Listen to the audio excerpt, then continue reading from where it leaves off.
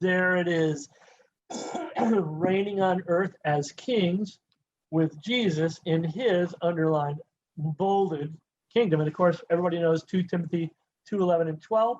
It is a trustworthy statement, or the word is faithful, is actually the Greek. For if we died with him, we did, we also will live with him. If we endure, we will also reign with him. If we deny him, he also will deny us. There's a little work involved here, folks. We all know that the Christian is saved ultimately and entirely because it's by grace, and it's the great salvation. What I'm going to teach tonight is that we are not in his kingdom necessarily like Israel is. There, not only are they in the kingdom on the planet, they are the kingdom, but we actually are the kings. And I think you'll see it as we go through. So we'll start simply, how is God king, or the king? This is kind of the root factor here. We're going to go to Psalm 29 for those of you that can't see the screen, but it says here, Psalm of David, ascribe to the Lord. That's like kind of, it really is kind of like in the Hebrew, it's kind of like give it up. You know, it's literally to give. Give it up to the Lord, O sons of the mighty. That's the sons of El. That's the heavenly host.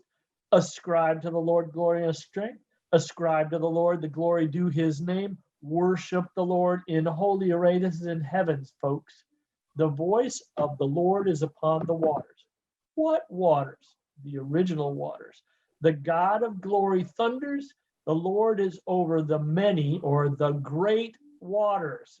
The voice of the Lord is powerful. The voice of the Lord is majestic. The voice of the Lord breaks the cedars. These are all pretty amazing things that we were to get into. Yes, the Lord breaks the cedars of Lebanon. They were huge trees, folks, kind of like our sequoias.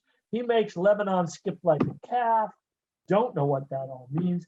And Simon is like, Sirion is like a young ox. The voice of the Lord, voice, hews out flames of fire. That's basically, we're talking angelic here. The voice of the Lord shakes the wilderness. The Lord shakes the wilderness of Kadesh. Come on, Bob. The voice of the Lord makes the deer to calve, really strips the forest bare. And in his temple, everything says, literally, they all say glory. Because where are we? We're in heaven. This is the sons of the mighty talking here. Glory. The Lord sat as king at the flood. Yes, the Lord sits for king as king forever. The Lord will give strength to his people. The Lord will bless people. Peace. This is not Noah's flood. See, this is, I searched this today. This is what I came up with. Christians think the flood. It's all their flood-colored glasses. When it gets to the flood caused every problem, meaning Noah's. Well, this one isn't that flood, because students of Scripture must internalize the water in the form of a raging sea exists at the beginning of creation. Can you say Genesis 1:2? The cosmic water is not kind and gentle, bursts forth from the womb, is unruly. That's Job 38:8 and Job 26:12. Its strength must be broken, Psalm 74:13. It must be quieted when it roars. That's Jeremiah 31:35. This is not a creation that is in complete harmony with its creator at the time. Why is it so if God created the cosmos perfectly? Well, because before the 6 days, there was a fight, of biblical proportions, you might say. Anyway, Scripture refers to it as the deep, the waters, the many. I like the great waters. Whenever you read the many waters, all that is the Hebrew word rab, which means great, mayim, which is waters, plural, like shamayim is heaven. Waters is just mayim. The sea, the flood, the rivers, the springs, the fountains, and others. The fountains of the great deep. You remember that with actually Noah's flood. When it is the flood, you can't assume it was Noah's time, because that was 1,600 years after creation. So let's look at another psalm real quick. We're establishing that God is king. I don't know if I have to read everything here. I highlighted the part I like. Purchased of old, the congregation, and God is on Mount Zion, Psalm 74, 1-9. And then actually verse 4, your adversaries have roared in the midst of your meeting place. Actually, this is, I've said here, one is the spiritual side, then there's the physical side. I just want to go to, because we're talking about the physical temple in Jerusalem, which is also Zion. So the next slide is what I wanted to get to. How long, God, how long will the adversaries revile, Psalm 74:10. And the enemy spurn your name. Why do you withdraw your hand, even your right hand, from within your bosom? Destroy them. Okay, yet God is my king of old. When you read of old in the Hebrew scriptures, it's usually creation, pre-creation. Who works deeds and deliverance in the midst of the earth? You divided the sea by your strength. You broke the heads of the sea monsters. Where? In the waters, the flood. He's king at the flood, and he broke the heads of the monsters, sea monsters. In the water, you crushed the heads of Leviathan. That's parallel in the Hebrew. You gave him as food for the creatures of the wilderness. Okay, we're in the beginning context. So let's go on from here. God was king at the flood. So we'll stay simple. Christians are not Jews, certainly not the contrived spiritual Jews of some theologies. And we're not spiritual Jews, but the Church of God is not spiritual Israel. That's a huge deal in this, what we're going to study tonight, because you guys know I can't stand it, right? If we had the Trinity, and we know the Trinity is not in the Bible, why do people want to insist on sticking in spiritual Israel? It's not in there. And you can't, no, it's not tonight's thing. Christians' spiritual trajectory, you got to get this, future inheritance is different from Israel. Jesus receives dominion from God. We become kings and priests unto God. We'll get into that in a few minutes. That's in those references right there in the book of Revelation, chapter 1, verse 6, and chapter 5, verse 10. Christians, get the kingdom as kings. And of course, Jesus is the King of Kings, right? And what kings would those be? Well, we'll see. We reign with him. We are not limited to just being in the kingdom. That's not even a limitation, but it's a cool thing to be in the kingdom. But when you get to be kings and priests to God, it's even better. Israel does not go to heaven. Can you read that again? Israel does not go to heaven. She is resurrected to the earth. These are critical points. Valley of the Dry Bones and Ezekiel, etc. Jesus comes back to the planet, and everybody sees him. And what does he do? He sends his angels across the earth to gather the sheep and goat that remain. Goats are kicked into the lake of fire. So don't be a left-handed goat. Israel is promised promised a king. That's the Davidic covenant. That's why the old covenants, plural, are not gone yet. And the new covenant isn't here yet because the old has yet to be fulfilled. Jesus is not the king on the planet. And the land covenant, the Abrahamic, and they both, that hasn't been fulfilled either, but they both do get fulfilled in the 1,000-year reign. So we'll stay with something that everybody knows. Jesus gets a kingdom and he brings it to earth in the not too distant future. It is really his kingdom. And that's one of the big points you got to see tonight. It's not God's kingdom when God gives it to him, okay? It's Jesus's kingdom. Let's go through some of that. Psalm 110, Jesus is given the rulership and the scepter in the future. Daniel 7, Jesus is given dominion, glory, and a kingdom in the future. Jesus proclaims this coming kingdom is as his own. Remember, it's not God, okay? It's his kingdom, the Son of Man, or my kingdom. We're going to look at all of these things. Well, I've given them to you here, Matthew 13:41, blah, blah, blah. And then in 2 Timothy 4:1, Paul knew it was going to be Jesus' kingdom for a while. Colossians 1:13, we know this verse, Christians will be in Jesus's kingdom for a while because he does give it back, right? Revelation 19:16, we'll probably hit that twice, becomes for a time the King of Kings. Well, who was also called the King of Kings? God. When he gives the kingdom to Jesus, Jesus is the King of Kings, okay? And then, of course, 1 Corinthians 15:24-28, Paul knew it was temporary, shows the kingdom being given back. So will it look like this? I don't know. I mean, I see it written in the book of Revelation, horses and swords and blood and all that. But I'm going to tell you right now, I do think that Jesus knows about lasers.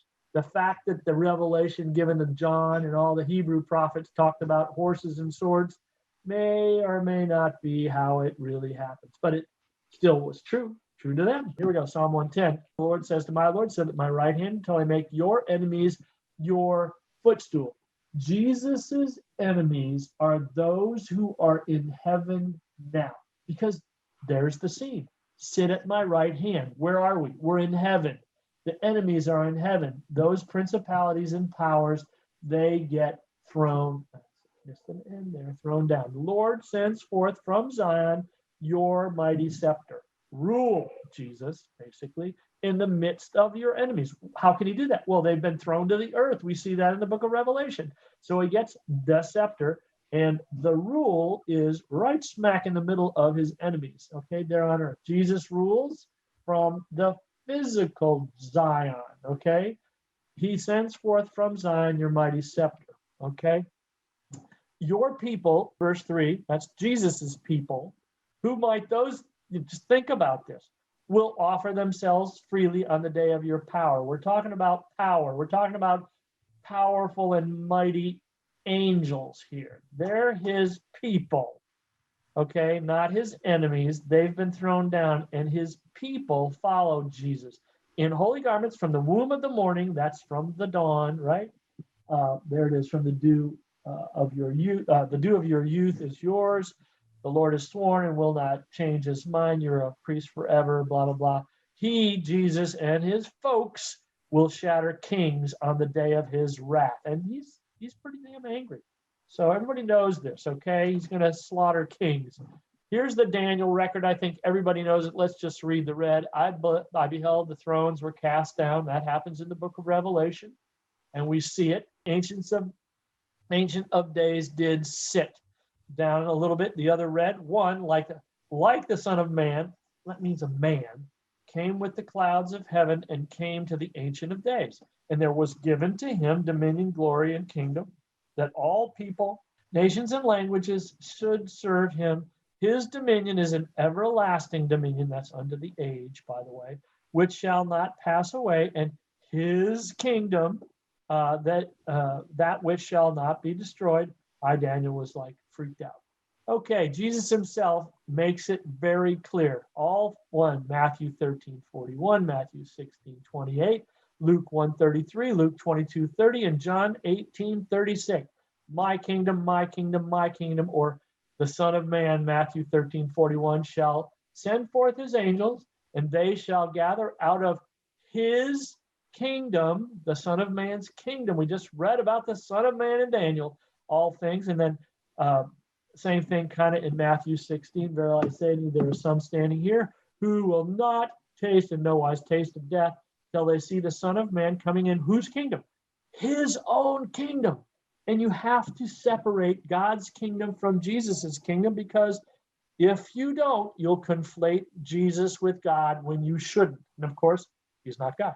And the other three, it's all my kingdom, my kingdom, my kingdom. We'll go to the next verse, Colossians. We know this one.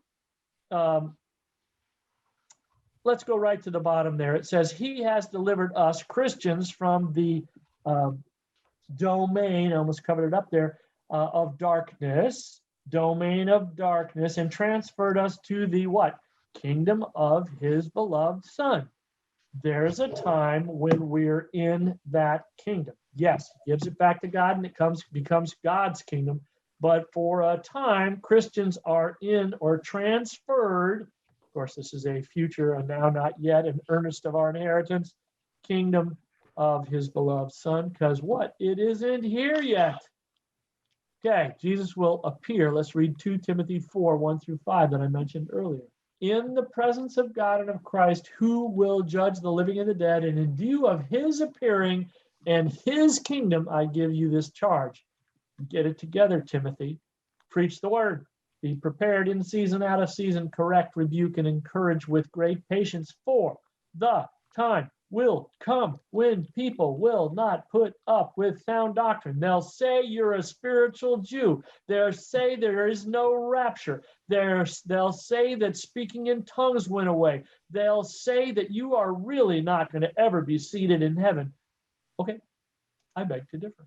Instead, to suit their own desires, they'll gather around themselves a great number of teachers and students, by the way, to say what their itching ears want to hear. They turn their ears away from the truth, turn aside the myths. But you, I love this translation, keep your head.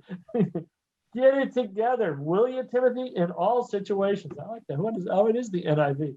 Keep your head, Timothy, in all situations. Endure hardship, do the work of the evangelist, and discharge the duties of your ministry. Hey, you may not know what your ministry is because you may not know, but just keep doing what you like in the Lord and you'll be just fine.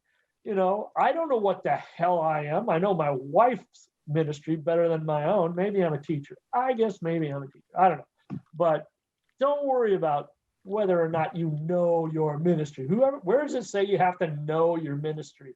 Just, reprove, rebuke, exhort, be prepared in season and out of season to do what? Teach the doctrine.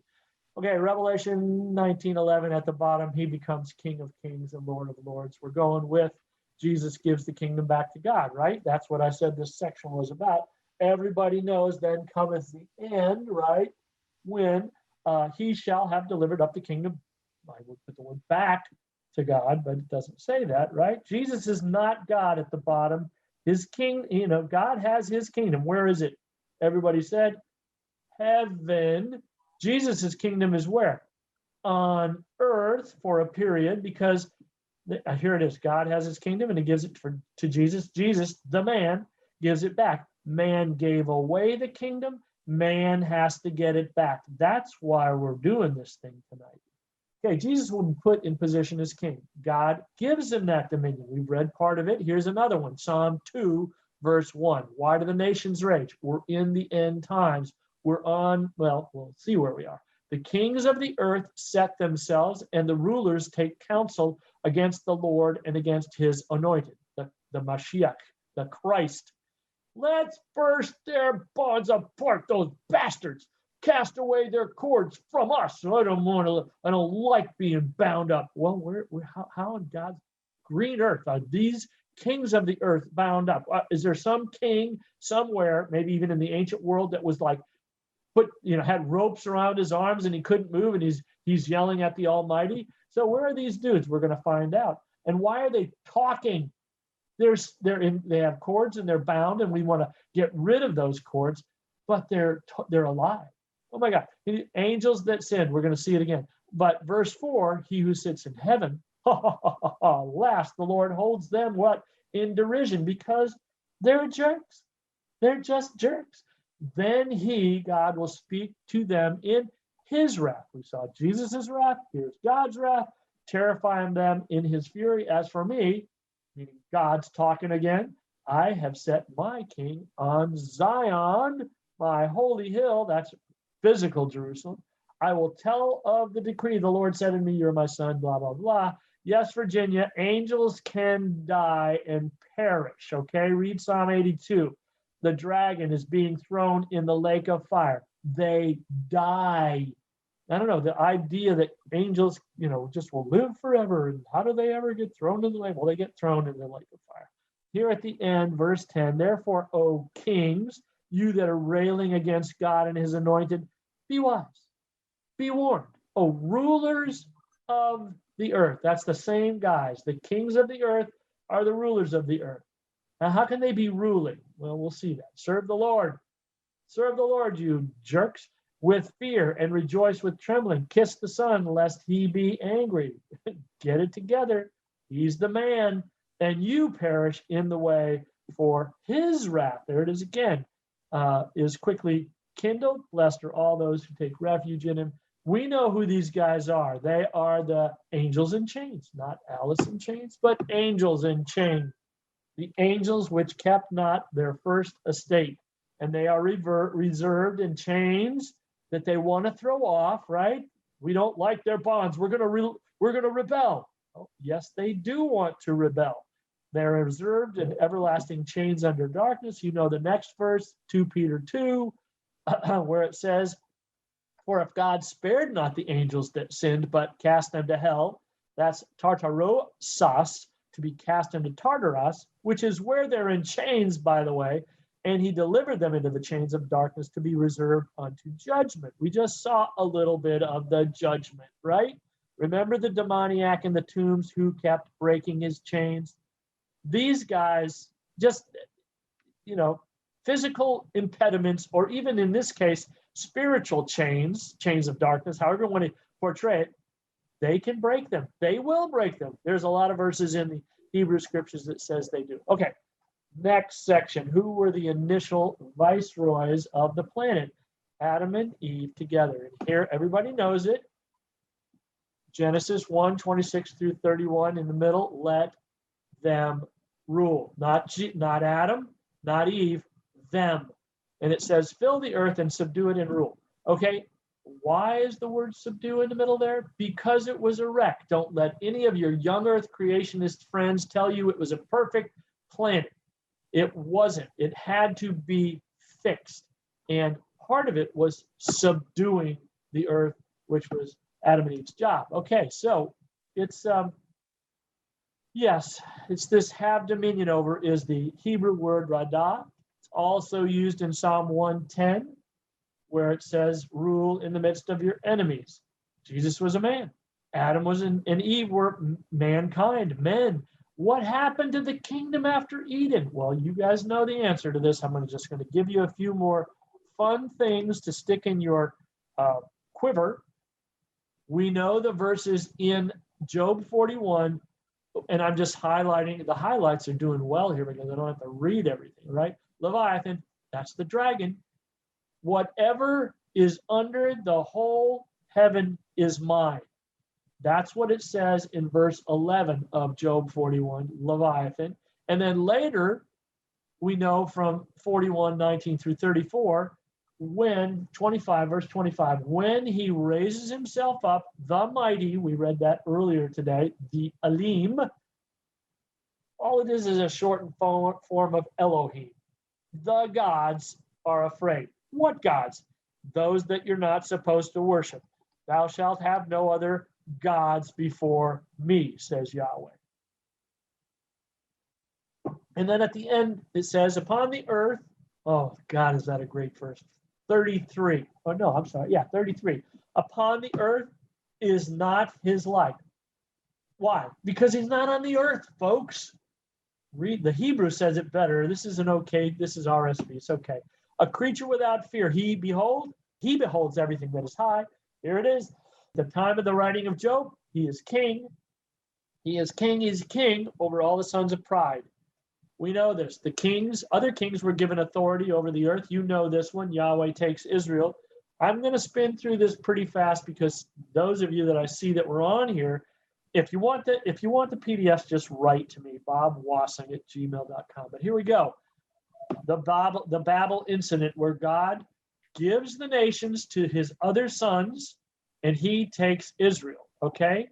It colors so much of geopolitical and spiritual degradation in the world today. This is, in essence, the next 5 or 6 slides will give you the absolute, formula. I'll use the word formula of how God did it. It was at Babel, and the critical verse is actually Deuteronomy 32:8, which is here. No, excuse me, not here. This is 4. This is just it's really an important slide, but I don't have time to cover it tonight. I put them all in here from a former teaching. Actually, this is when Nimrod and the folks in Babylon tried to build a tower, and God says, that ain't happening. And the Lord came down, and then so did his council. They destroyed the speech of everything, but here's what else they did. Hear me, O heavens, and I will speak, and hear, O earth, the words of my mouth. My doctrine will drip like rain. My speech will distill as the dew, as the small rain upon the tender herb, and as the showers upon grass, because I will publish, not punish, Publish the name of the Lord. I can see a little better, but ascribe, give it up, ye greatness to our God. He's the rock. His work is perfect. For all his ways are judgment. God of truth and without iniquity, just and right is he. They have corrupted themselves. Their spot is not the spot of his children. This is talking about God's children. They are perverse. By the way, in the Christian scriptures, they're called the sons of disobedience. Those ain't people when you read that in the Christian scriptures. They have corrupted themselves. Why? Because they sinned. They left their first estate. They are perverse. They're crooked generation. People read the word generation. So, it's got to be people. No, it doesn't. Angels are his kids, okay? The sons of God means what it says. I believe the Bible. Do ye thus requite the Lord, O foolish people and unwise? Is not he your father that bought thee? Hath he not made thee and established thee? Remember the days of old. Here it is. Consider the years of many generations. Ask your father, and he will show you. Now it goes into a little bit of humanity here, right?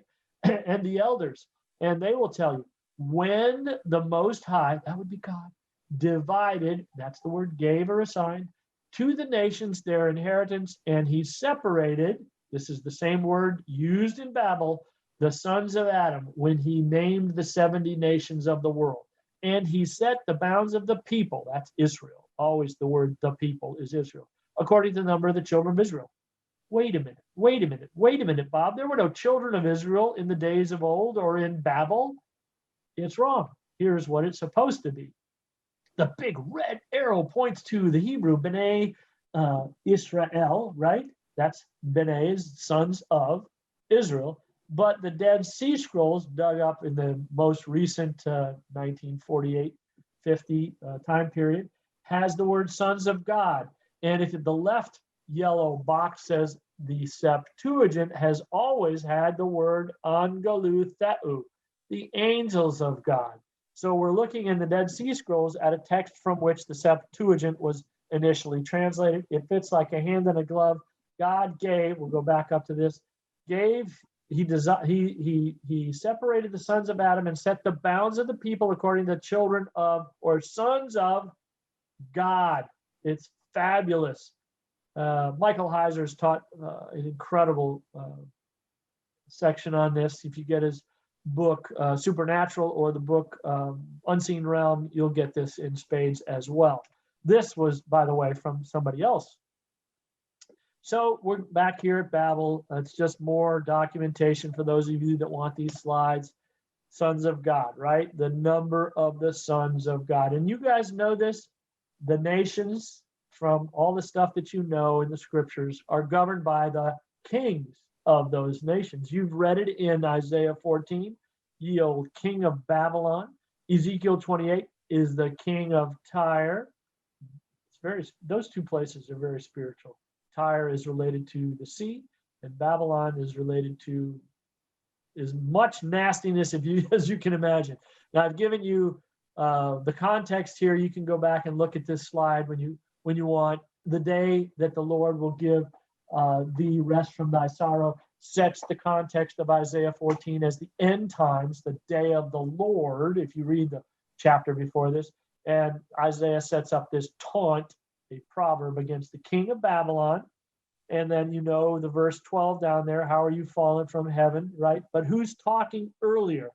The whole earth is at rest in the day of the Lord and is quiet. That's in verse 7. I sort of skipped right over it. Well, let's look at the whole thing. Verse 4. You shall take up this proverb against the king of Babylon and say, how hath the oppressor ceased, and the golden city ceased. That's Babylon. The Lord has broken the staff of the weak, the scepter of the rulers. What rulers? The kings of the earth.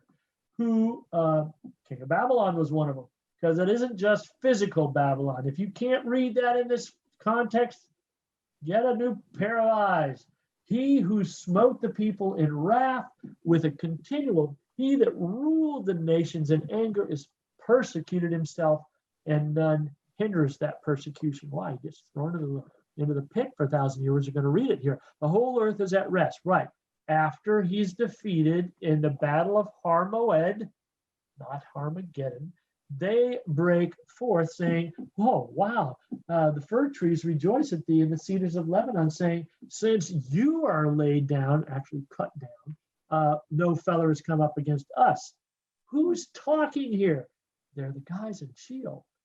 Hell, Sheol from beneath is moved to meet thee at thy coming. It stirs up the dead for thee, even the what? Chief ones of the earth. It hath raised up it hath raised up from their thrones. There it is, all the kings of the nations. Where are they right now? Well, some of them actually are still in heaven, but these guys are looking up from their chains of darkness. I'll just tell you this. So they shall speak and say to thee, are you also become weak as we? Well, how did that happen? Well, you'll see. Are you become like one of us? Your pomp is brought down to the grave, and the noise of thy vials, and the worm is spread out under thee. The worms cover thee. He's dead, okay? But he's somehow alive because they're talking to him. How does that work? Well, you'll see. How did you fall from heaven, or how are you fallen from heaven in the end times, in the day of the Lord? O Lucifer, son of the morning.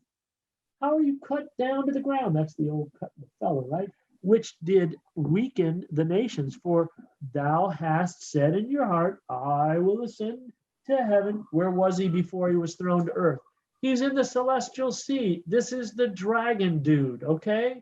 I will exalt my throne above the sons of God. What had happened in Ezekiel 28? He got thrown out of the mountain of God. Does it say he gets thrown to earth? Yes, but it's future. He gets thrown out of the mountain is what happens in Ezekiel 28. I will exalt my throne. Oh, he's a throne. He's a king. He's got crowns. He's a heavy hitter. He's one of the principalities. He is the de facto principality or power. I'm going to exalt my throne above the stars of God. Who are the stars of God? They're the good angels, folks. They're the ones that are still in the council. Where's the council? In the mountain. I will also sit upon the mount of, there it is, congregation in the sides of the north, way up north. That's where God lives. I will ascend above the heights of the clouds. I will be like the Most High. Yet, oh, you dude, shall be brought down to hell, that's Sheol, to the sides of the pit. Where have you read that before? Where does he get put into the pit? Revelation. So here's the end of it. We won't go too much into it because we've got time. All the kings of the nations are like wailing on him. You're cast out of your grave and you're going down to the stones of the pit. I'll leave it at there. You can read the context with the slide.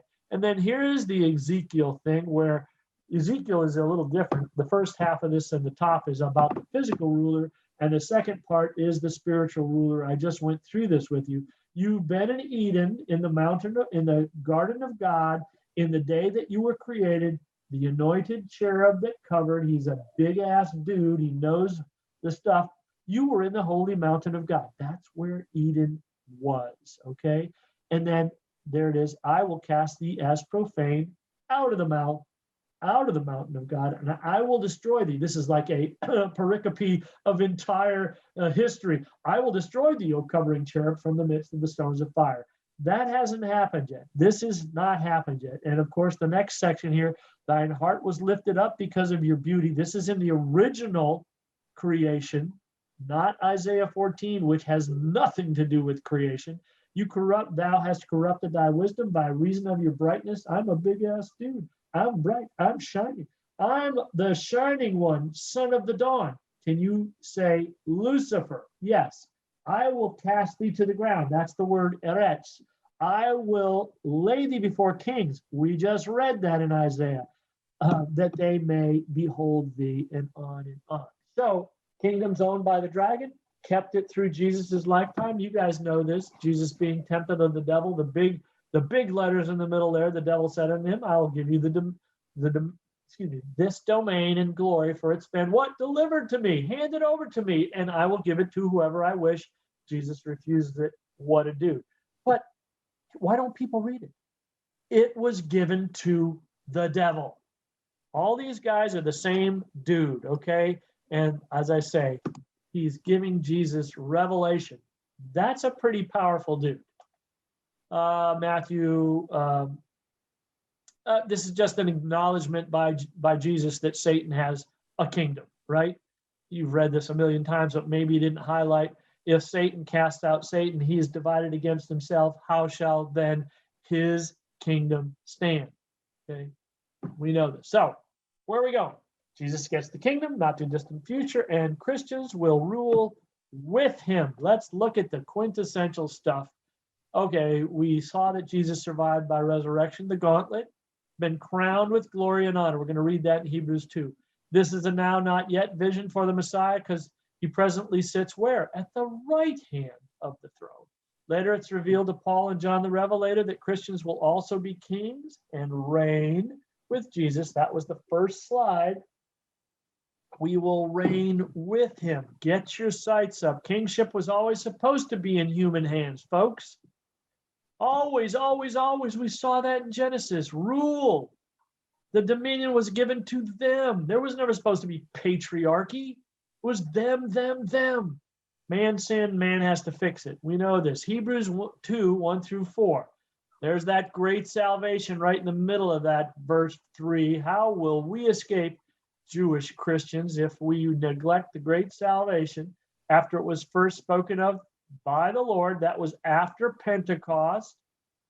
Verse 5, for he, God, did not subject to angels the world to come, concerning which we are speaking. But one has testified somewhere. I don't know where, says Paul, but somebody said it somewhere. What is man? This is Psalm 8, by the way. I love Paul. He's just so, he just flaunts his knowledge sometimes, right? What is man that you remember him, or the Son of Man that you're concerned about him? You have made him for a little while lower than the angels. Well, Psalm 8 doesn't say the word a little while, but it does say the word lower than the angels. You have crowned him with glory and honor, have appointed him over the works of your hands. You have put all things in subjection under his feet. Really? Well, let's say, for in subjecting all things to him, we're talking about man here. He left nothing that is not subject to him, but we do not yet see all things subjected to him. This is where the theological idea of the now, not yet comes from. We do not yet see this prophecy fulfilled. We see Jesus, though, him who is made a little lower than the angels. That would be Jesus, a man, a man, a man. Because of the suffering of death, he's been crowned with glory and honor, so that by the grace of God, he might taste death for everyone. For it was fitting for him, whom are all things, and through whom are all things, in bringing many sons to glory, to perfect the author of their salvation, to perfect the author of their salvation through his suffering. So, Israelite Christians are receiving a kingdom. These are just things you should stick in your pipe to smoke. Hebrews 12:28, Paul says to his Hebrew Christian compatriots, since we are receiving a kingdom that cannot be shaken, read the whole chapter 12. It's a mind blower. Let us be thankful and so worship God acceptably with reverence and awe. So who's the audience? Jews that had become Christians. They're in the process prophetically of receiving the kingdom as Christians or Jews. That's a good question. Here's what you need to be. The great theologian Gary Larson gives it. Christians need to think this big. If we pull this off, we're going to eat like kings. Yes, you are. So we're going to go into a little bit of the secret of God here, and you guys know it. We love this slide. Don't leave home without the secret. Brief history of the kingdom. We sort of gave it to you. God's king at the flood. Jesus gets the kingdom. God's king at the flood. Adam, who sinned. Eve is only deceived. I don't think it says she sinned. It's Adam's problem who gave the kingdom to the Leviathan character. And the only way to get it back, because Jesus said, well, thy kingdom come on earth, because it's only in heaven, is to have the kingdom of heaven come to earth. And then the Christians part in it. So God was, I should have gone to the next slide, right? God was king at the flood. Humans become kings of the earth. Oh, Adam gives the kingship away. The devil tempts, gives revelation to Jesus about the kingdom. God's kingdom is still today only in heaven. Thy kingdom come. The secret of God is revealed. Christians are seated in the heavenlies. They get crowns. We're going to read Colossians 3.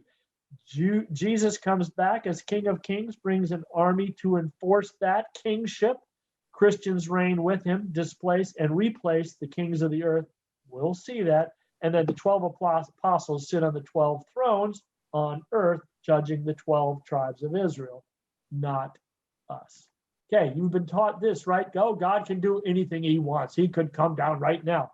No, he can't. He set up the rules. He's got to abide by the rules. He put the firmament in place. He put the waters above the firmament. He put the dragon in that water. He sits above the dome, above the shuch is the Hebrew word. He in his temple, the beams of his temple are in those waters. Read that in the Psalms. Here's the other thing you've been taught. There's perfect peace, love, and living quarters in heaven. We can't wait to get there and smoke those cigars, play those harps. No, actually, there are evil angels in heaven because there's a war coming. God does not trust them. That's a number of places in the Psalms. When Christians go to heaven, rapture, can you say rapture? Only Christians go to heaven. They will be in training. There will be a war, says so in Revelation, the not too distant. And the dragon and his angels will be thrown to earth. Jesus, the host of heaven, will follow him back to the planet because he will, God makes his enemies a footstool for his feet. That's just language. God's throne is his heaven, his throne is in heaven, earth is his footstool. Jesus' enemies will be in the earth at a time coming. That's what it says. You read that in Isaiah 14. No one goes back to heaven at any time. Yes, read that again. No one goes back to heaven, but the new Jerusalem comes to earth, and God can then follow it. There then becomes no more sea. So we become kings and priests. This is what happened. You know this one. Creation waits for the manifestation of the sons of God. What do you think that is? Creation itself, because it's frustrated, it says so in Romans 8, waits for the sons of God. That would be us and God's other sons. Write a paper on that. God's other son. That's in movies and stuff, but it's anyway, the other sons are the sons of God that he gave, auspices over geographical areas. We're going to read 1 Corinthians 4. And the Christians are seated in the heavenlies, eventually be there. Ephesians 1, and how Jesus is seated, and then how we get crowned. So, Corinthians 4, we're going to get kings of the earth, not always humans. Yes, Jesus' kingdom is not God's kingdom. Don't freak out. It's been planned. Jesus has his own kingdom given for a little while. He gives it back. Jews as individuals are never called sons of God in a spiritual sense. Apostles would judge the 12 tribes as a group. They are sons, but it's not in the same sense. You can read it in Psalms. And then, of course, Christians, Jesus gives the kingdom back, and then Christians, of course, are seated in the heavenlies. Let's look at it. Revelation 1 through 6. We're only going to read down here what I've highlighted. Jesus Christ, verse 5, who is the faithful witness? The first begotten of the dead. First begotten. That means there's more begotten people coming from the dead. Okay? The prince or ruler of the kings of the earth. Yes, he's king of kings, right? And he hath made us, who's the writer in the book of Revelation? A Christian, made us kings and priests to God and his Father. To him be glory and dominion forever and ever.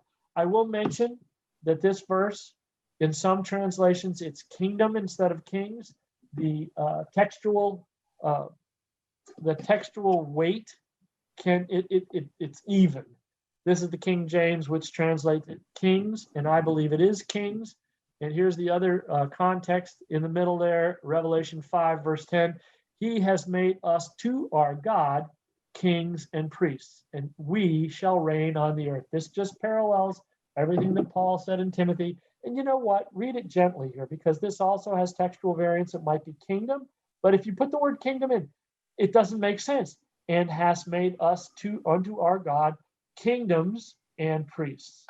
It just doesn't make sense. It's the word kings. We are going to be kings and priests, and we shall reign on the earth. This, by the way, where we're reading here in chapter 5, just go back and read and see where you think where John is, quote unquote. He's in heaven or is he on earth when he's writing this? It's awesome. Romans, I gave you this earlier. These are the sons of God, Romans 8, 14 through 21. It says in the middle here in verse 17, we're children, we're heirs, heirs of God, and fellow heirs with Christ. We're exactly like Christ, folks, in our heirship. We're not exactly like him, but he's the Messiah, and he's the King of us, King of kings. But see, there it is. Creation waits eagerly for the revealing of the sons of God. Creation sees us. We're sons of God, but he wants to see the real deal. What is that? Well, it's the big battle, Hebrews 1:2, of his son, whom he appointed heir of all things. Romans 8:17. We are heirs and joint heirs with Christ. Do you get it? Provided that we share in his suffering so that we share in his glory. What? There's work involved? I'm out of here. I'm just going to go to church. It's a lot easier than what you're reading here, that we have to share in his sufferings. The hell with that. Just go to church. This has to do with what you are an heir of. We're joint heirs with Christ, but if you don't share in his sufferings, in his endurings, how much do you think the glory is going to be? A little less than maybe somebody who worked a little harder. Yeah, no, I just want to go to heaven. I want to sit on a cloud. Okay, Christians represent the real replacement theology. We replace the kings. In Psalm 2, the fetters will be loosed. There will be a battle. There will be a rebellion. But it says here, Philippians, it's consistent, folks, 2:10, Philippians 2:10, so that at the name of Jesus, every knee will bow, those who are in heaven, those who are on earth, and what? There it is, under the earth. Who are those? Those are the kings in Tartarus. They will bow or they will burn. And here's how it's going to happen. Kings of the earth, their armies, were gathered together to make war against him that sat on the horse. Who might that be? That's the Jesus man. And against his army, because it's coming. This is from Revelation 19, of course. And the beast was taken, and with him the false prophet that wrought miracles before him. Oh, it's the great miracle maker, which it sound like Acts, right? These are the great. Anyway, with which he deceived them that had received the mark of the beast, and them that worshiped the image, and those dudes were both thrown alive into the lake of fire. The top bar says, if you want to read about the lake of fire, Rob Woods and I were reading this earlier this week. It's in Isaiah 34. Good representation of the lake of fire. So the hierarchy not known until after the day of Pentecost. Part of the secret, part of the unsearchable riches is what we just read in the beginning. We will reign with him. Why? Because had they known this stuff, it says in 1 Corinthians 2, they would not have crucified the Lord of glory. Had they known that they were going to be replaced, had they known that we're going to get into it, we judge the angels. Here, next verse. Do you not know, says Paul to the Corinthians in chapter 6, that the saints will judge the world? Oh, do you not know that we will judge angels? They didn't know that. They didn't know that Psalm 8, which said man is made a little lower than the Elohim, the gods, for a little while. They didn't know that. That's why they crucified the Lord of glory and didn't let him live on. 1 Corinthians 4, here we go. This is like the chewy caramel center of my teaching tonight. And I bet you guys, I've read this so many times, it makes me wonder where my brain was for 50 years. Let men come, account of us as the ministers, servants of Christ, the stewards of the secrets of God. Moreover, it's required and the steward, that a man be found faithful. But with me, it's a very small thing that I be judged of you or of man's day, under man's day. I don't care about man's judgment in his day. That's the Greek there. Is man's judgment is man under man's day, with his rules. Yea, I judge not mine own self, for I know nothing by myself, yet am I not hereby justified. Yeah, by Jesus Christ and God. But he that judges me, yes, is the Lord. Therefore, judge nothing before the time, when it's the Lord's day, until the Lord come, right?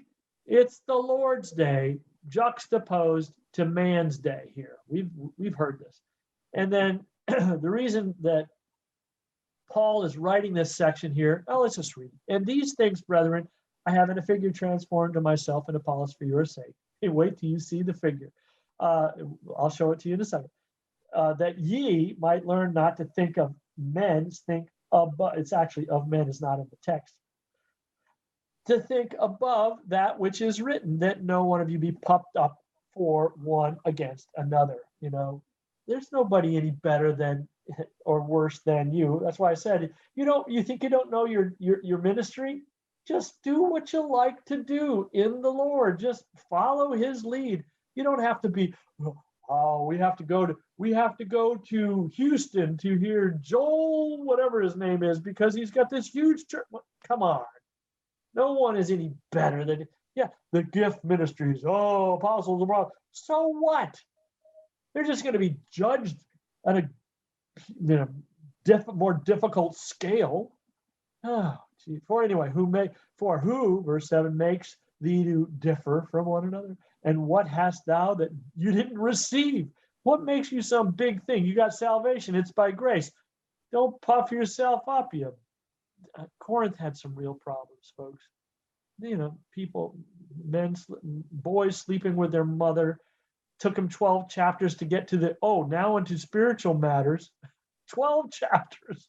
Now, if thou dost receive it, why dost thou glory? As if you hadn't received it. So here we go. Now you're full. Now, you're rich. You were reigned as kings. Here's the figures. They're all sarcasm.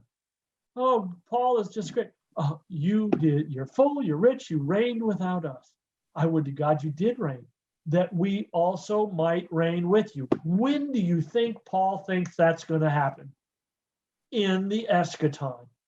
I mean, if you're a king on earth, how would Paul be a king with you?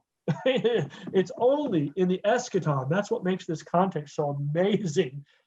Only in the eschaton would Paul be reigning with the Corinthians, who will also be kings, reigning with Jesus, right?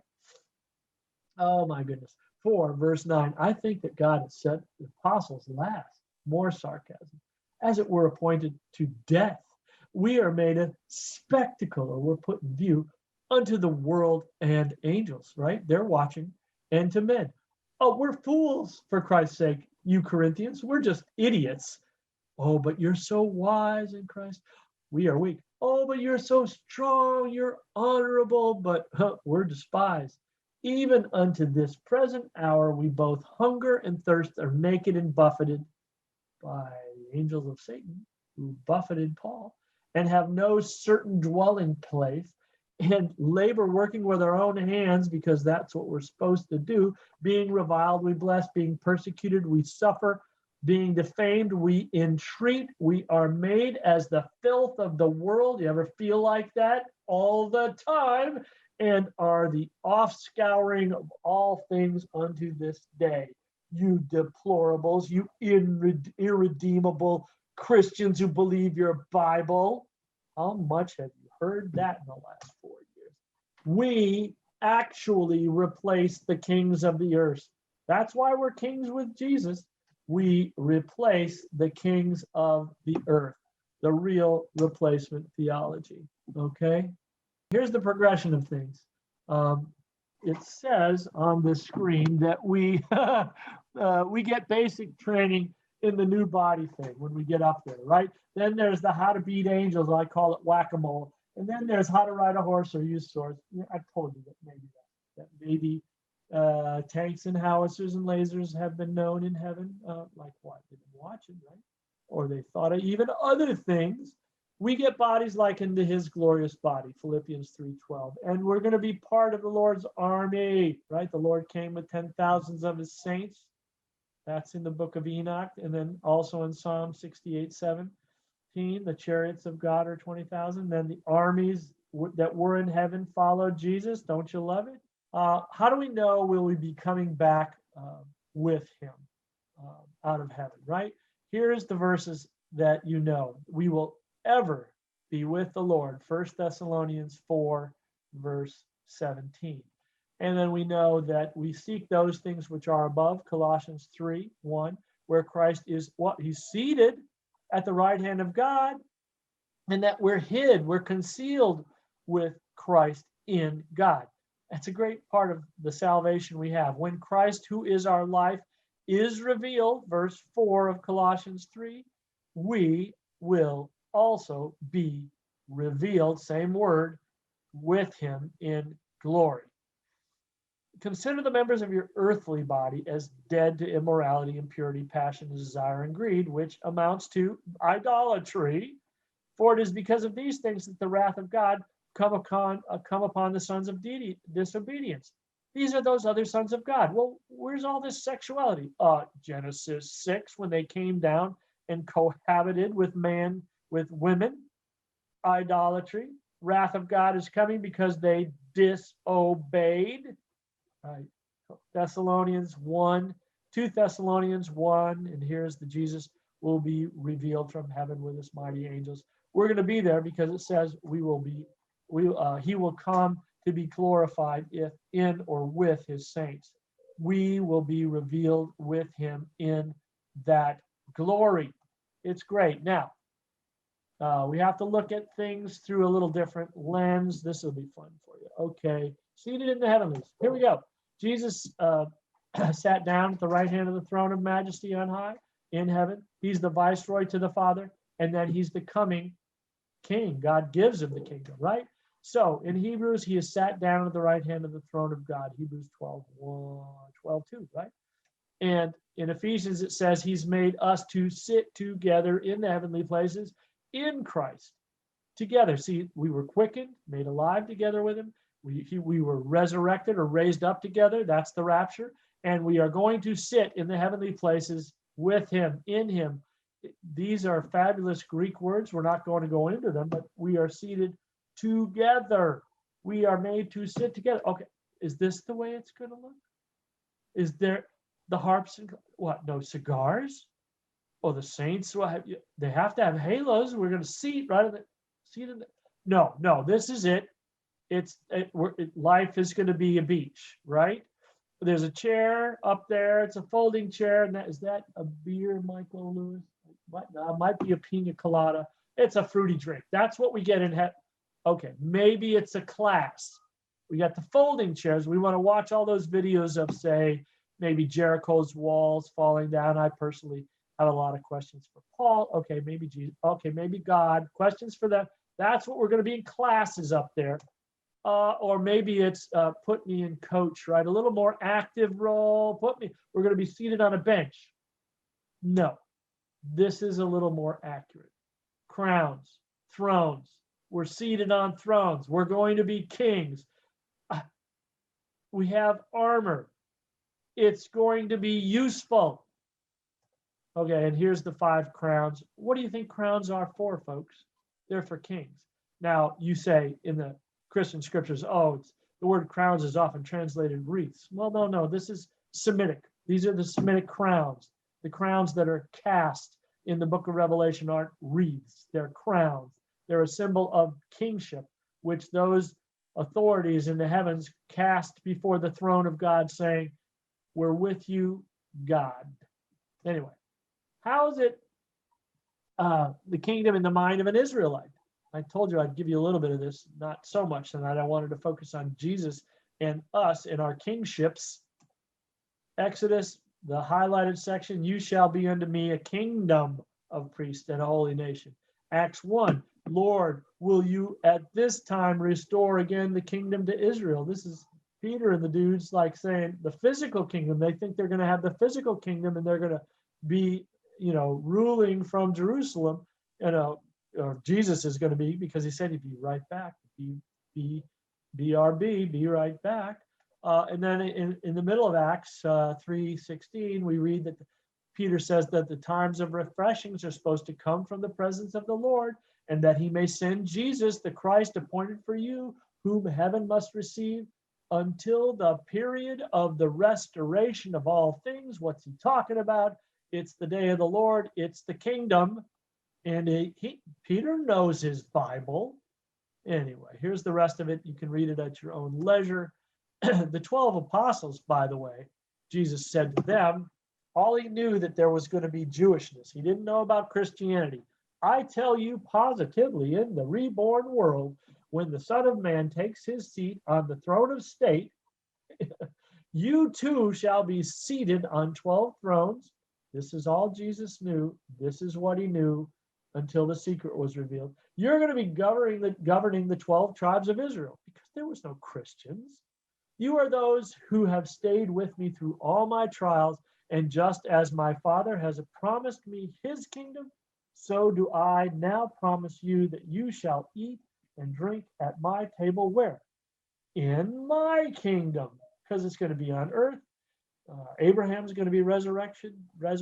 David will be up. I think it says they eat with the Jewish heavy hitters. And you shall sit on thrones governing the 12 tribes of Israel. That's what Jesus knew, and that's what he expected until the secret was revealed. James 5, we're almost near the end of this, guys.